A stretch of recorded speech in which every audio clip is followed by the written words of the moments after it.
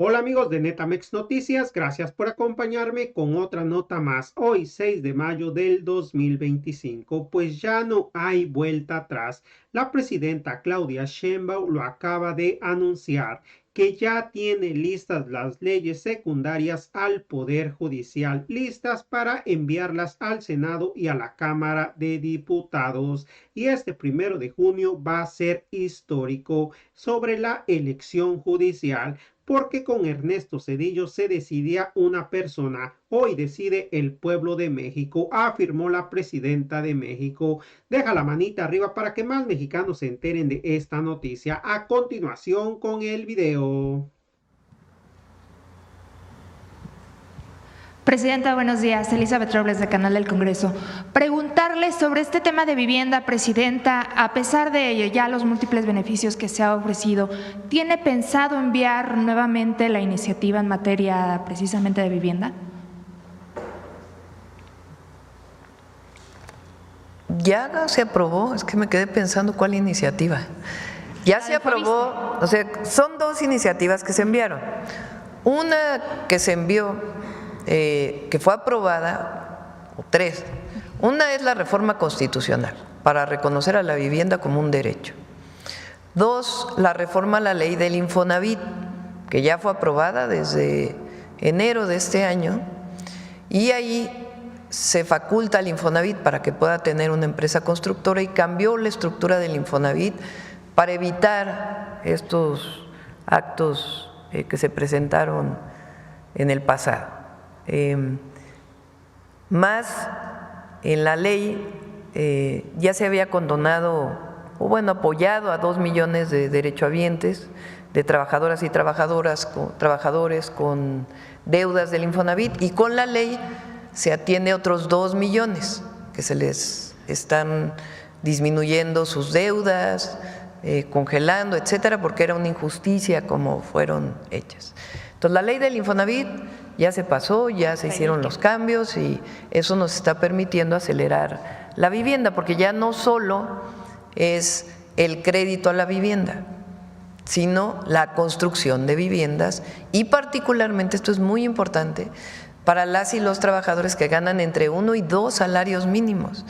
Estamos atendiendo a quien en realidad nunca ha atendido el Infonavit. Entonces, eso es por un lado. La otra fue una reforma a la ley del ISSSTE, que esa la paramos, porque las y los maestros se interpretó de una manera distinta, no estaban de acuerdo, entonces decidimos pararla, pero eso no quiere decir que no se estén condonando las deudas del Infonavit, que lo hicimos a través de un decreto. Entonces, en ese sentido está todo ya en forma para poder cumplir con el 1.100.000 viviendas. Fíjense, a ver, pon la primera lámina que puso Edna. Luego se dice muy rápido, pero es muchísimo. Son 4 millones de personas que están viendo reducidas las deudas que tienen al Infonavit. Cerca de 400.000 de Foviste, eso por un lado.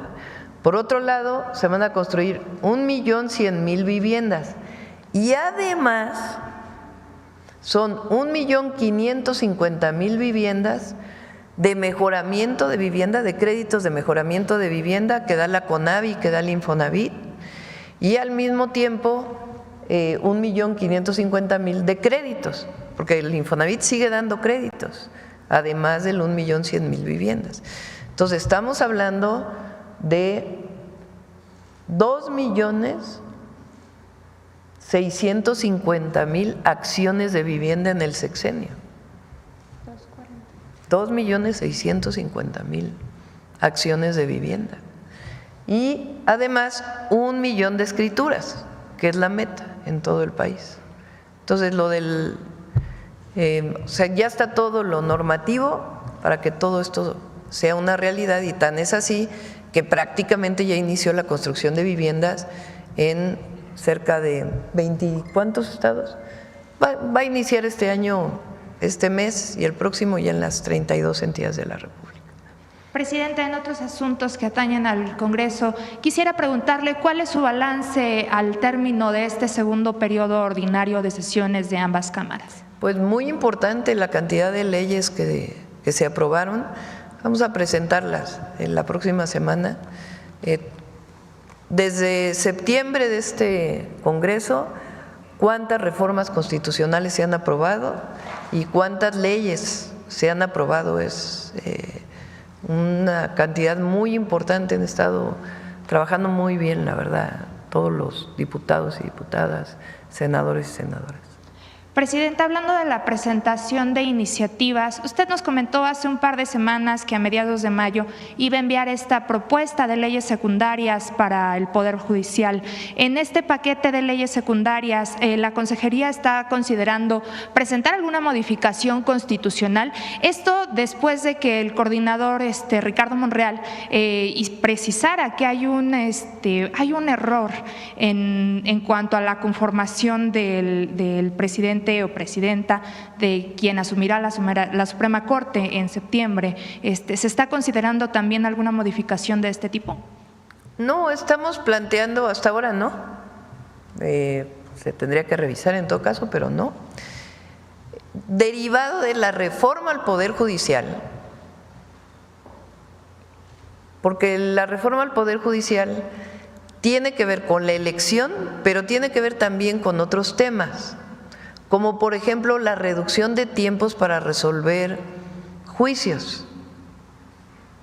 Por ejemplo, si un juicio mercantil o un juicio por deuda de impuestos que lleva años, ahora la Constitución establece que tiene que resolverse en 6 meses.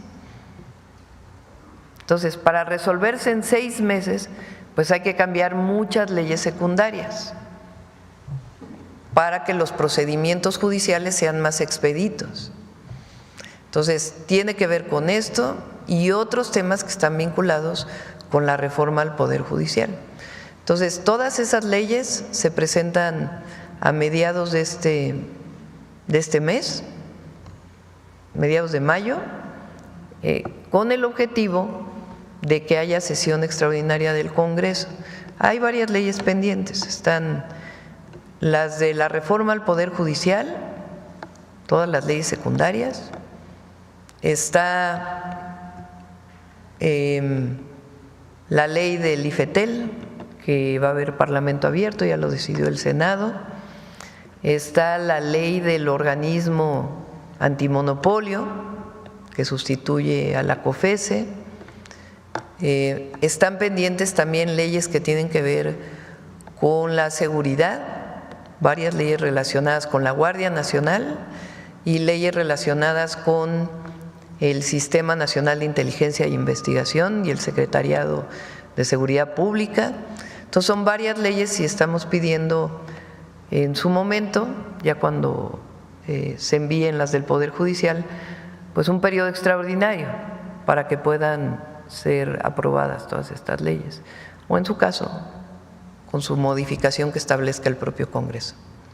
Presidenta, finalmente, como cada lunes, el senador Noroña nos ha comentado que se reúnen con usted aquí en el Ejecutivo. Ayer estuvieron en Puebla, tuvieron oportunidad de platicar sobre algunos de los temas a los que se van a hacer modificaciones sobre esta ley de telecomunicaciones esta semana en el Parlamento. Se va a hacer el Parlamento abierto y estamos revisando algunos temas que se han planteado. La esencia de la ley no cambia. En lo que estamos planteando, pero evidentemente no hay nada que tenga que ver con coartar la libertad de expresión. Muchas gracias, presidente. Sí. Gracias, buenos días, presidente. Abel Cuapa, de Capital en Puebla. Preguntarle, solo abundar en ese tema de la elección judicial ya el próximo 1 de junio, También nos han documentado casos de candidatos que están, están en el crimen organizado supuestamente, están demandados por agresiones de otros delitos. Saber su panorama, cómo usted se percibe esta situación, tomando en cuenta que ya viene la elección el próximo 1 de junio. Pues ya di mi opinión sobre eso. Si hay algún caso de esta situación, pues que resuelva el INE o el tribunal. Pero 99.9999. Okay. Es decir, la gente va a saber por quién elegir. No hay que tenerle preocupación a la elección. El pueblo está consciente, sabe de qué se trata, está informado. Aunque a algunos no les guste, no les gusta a muchos que el pueblo decida, pero para eso llegó la transformación, para que el pueblo decida. Esa es la gran diferencia. Antes decidían unos cuantos, ahora decide el pueblo. Entonces va a salir bien la elección, que salga la gente a participar, a votar. Fíjense, antes decidía uno con el Senado. Y si antes de la reforma al Poder Judicial, ¿quién decidía quiénes eran los ministros? El presidente enviaba su terna y sobre esa terna decidía el Senado. Pero el presidente mandaba la terna, ¿no? O sea, 3. Y sobre eso decidía el Senado. Si el Senado no se ponía de acuerdo en 2 ocasiones, entonces decidía el presidente. ¿Quién puso esa regla? ¿En qué época? Zedillo. En la época de Zedillo se aprobó esa reforma. Entonces, ¿quién decidía? Pues una persona, ¿no? Más el Senado. Ahora, ¿quién va a decidir? Supónganse que así no participe casi nadie. 5 millones de personas. Estoy diciendo un número hipotético, no tiene nada que ver con lo que yo pienso. Pues es muy distinto que decida uno que decidan 5 millones. Ahora, si participan 10, pues imagínense, es otra cosa. No hay que tenerle miedo al pueblo, al contrario, hay que estar muy orgullosos del pueblo de México. Ok, Presidenta, también otro tema, una situación está pasando en Puebla con el colectivo Voz de los Desaparecidos. Repito, son números hipotéticos, para que no anden diciendo que yo tengo mis números de quién va a votar, quién no va a votar. Dije los números como nada más para poner en comparación lo que significa que decida una persona frente a millones. Claro. Le comentaba, hay una situación en Puebla que está pasando con el colectivo Voz de los Desaparecidos, que es un grupo de madres buscadoras desde hace ya casi 7 años que se conformó. Hace unos días el secretario de Gobernación, Samuel Aguilar Pala, el secretario de Gobernación del Estado, él está minimizando y revictimizando su lucha. Él comentaba que, esto a raíz del nuevo comisionado ahí en Puebla, que se dio nuevo nombramiento. Las madres buscadoras pues no están conformes con esta persona. Usted, desde la Federación se ha impulsado el apoyo a las madres buscadoras. ¿Cuál sería el mensaje al gobierno de Puebla o a la Secretaría de Gobernación en este caso, que está minimizando la lucha de este colectivo? Es muy bueno Alejandro Armenta, la verdad es un muy buen gobernador. Entonces él tiene sensibilidad y él estoy segura que va a atender esta situación y cualquier otra. Está haciendo muy buen trabajo. Precisamente en ese tema del gobernador de Puebla, Presidenta, ya por último, va a haber ajustes en su gabinete del gobierno del Estado, él lo anunció hace unos días. Él comentaba que creo que sí van a venir aquí al gobierno federal, no sé si usted tenga conocimiento, incluso ayer lo visitó, estuvo con él en el desfile, no sé si platicó sobre esta situación. No tengo conocimiento de lo que comentas. Lo que sí, pues es que el exgobernador de Puebla, Sergio Salomón Céspedes, ya está al frente del Instituto Nacional de Migración y va a hacer también un excelente trabajo, también muy bueno, Sergio. Hizo un gran trabajo al frente del gobierno de Puebla. Gracias.